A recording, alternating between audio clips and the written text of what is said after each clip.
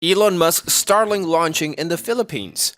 Hello my good people, welcome to our channel. Today we'll be looking at Elon Musk Starlink launching in the Philippines. Stay tuned to gather more. The Philippines now have access to satellite internet services from Elon Musk Starlink, opening up Southeast Asia for the SpaceX subsidiary. Stocks of potential partners increased. According to the NTC, Starlink's high-speed, low-latency satellite internet service will be made available in the Philippines first in Southeast Asia. According to NTC Commissioner Gamaliel Cordoba, in the statement, Starlink's arrival will help underserved areas in the Philippines. But when was Tesla given the go-ahead? On May 27th, the NTC announced that it has approved Starlink Internet Services Philippines applications to register as a value-added service provider. As a result, the business is now able to begin providing internet access services to the Philippine market. According to NTC, the company is now able to directly access satellite systems, install and manage broadband facilities to offer internet services, thanks to the VAS registration. According to NTC, the quick processing was intended to speed up the service initial rollout. 30 minutes after the applications was received, NTC approved the VAS registrations. We appreciate the NTC's decisions to grant Starlink's VAS license, which was granted 30 minutes after we filed our applications with the necessary informations. This demonstrates the government's commitment to meeting our countrymen's connectivity demand in unserved and underserved areas. Additionally, this will prepare us for calamities and natural disasters, according to SpaceX's lawyer Bean Marquez. NTC Commissioner Gamaliel Cordoba stated, "The NTC is steadfast in assisting to ensure that the rollout of Starlink's internet access services will be done promptly and properly. The Philippines is expected to receive services from Starlink first in Southeast Asia. A division of Musk aerospace manufacturer and space transportation business SpaceX is Starlink. With more than 1,500 satellites in low Earth orbit, Starlink offers satellite internet services. The predicted download speeds for Starlink's high-speed, low-latency satellite internet service range from 100 megabits per second to 200 megabits per second. Coverage ICT Solutions, a fiber supplier, announced in February that SpaceX will lease its infrastructure and Earth station.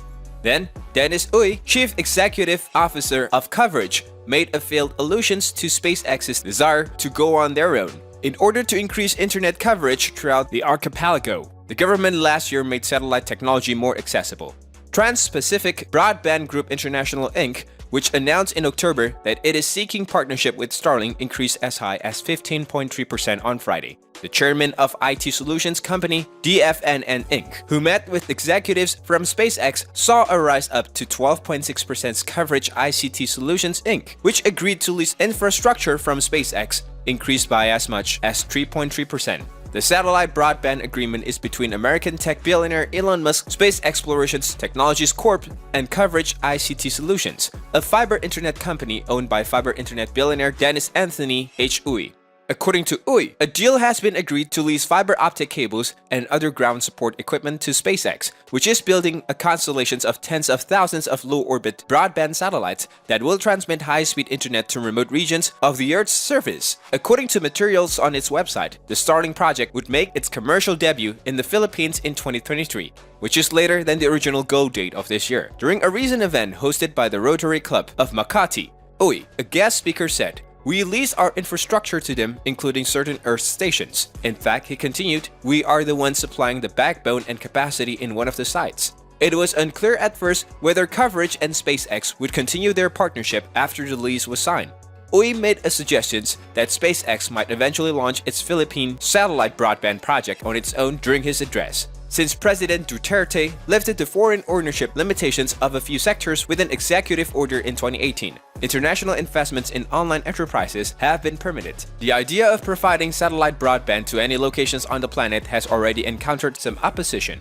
An earlier attempt to offer Starlink services in India was unsuccessful due to the company's absence of the required operating license, which was discovered by the Indian government. During the forum, Uy stated, "I think the directions is that they want to go on their own. They don't want to have to work with locals."